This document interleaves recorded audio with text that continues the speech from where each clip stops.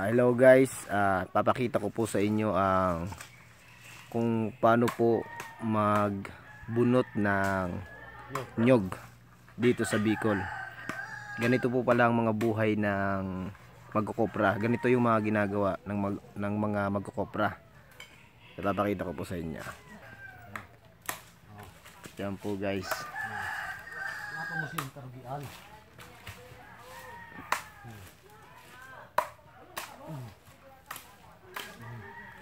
Yung ginagamit nila ditong pang bunot ng nyog is yung tinatawag na pangpalaw. Dito sa Bicol, palaw Tagalog. Hindi ko alam sa Tagalog kung anong tawag ditong pampalaw. Sima sa nyog. Sima, ada. Sima sa nyog. Hindi natin alam yung pangalan ng ng palaw sa Bicol sa Tagalog.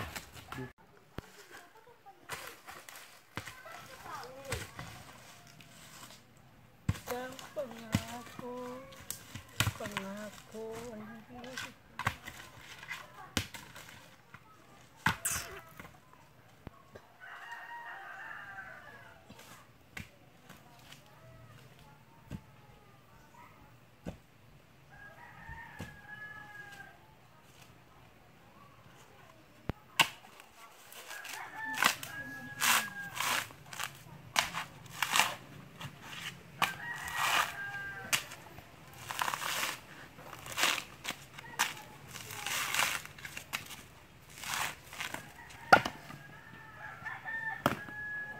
Oh, video.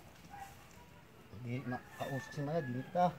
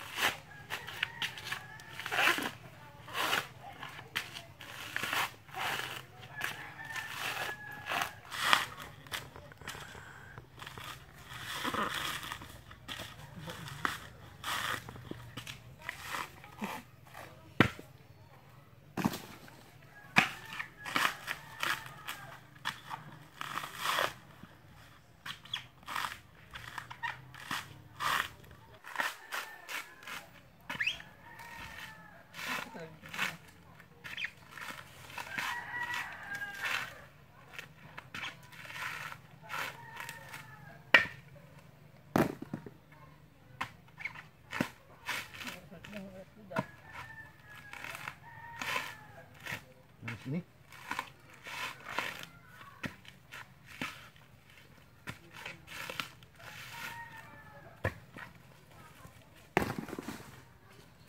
Ito po kasi yung kinabubuhay namin dito sa Bicol. Kinabubuhay ng mga taga Bicol is yung kokopra, pagtatanim ng palay at pangingisda. Yun po ang mga ikinabubuhay namin dito.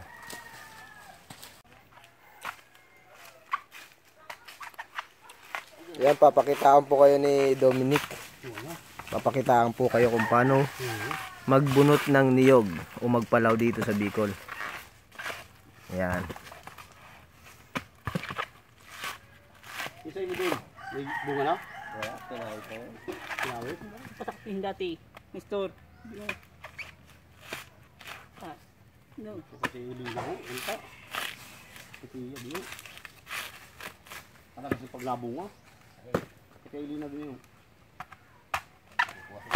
Dito ko ha.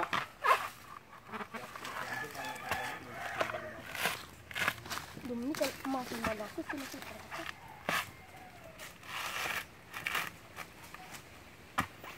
Mahirap magpalaw pag yung nyog ay yung parang hilaw pa yung yung bunot.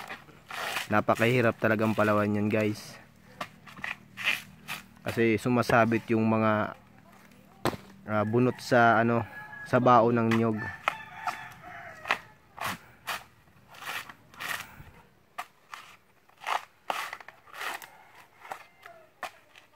Kati Jiri, kuwanta? Ni? Ah, Yung kati Jiri, kuwanta? Yung sa saludo? yun nga, di ba, ano ka? Ay, sa saludo niya lang nga. Ha? Hindi na po. Ano, hindi si, ano?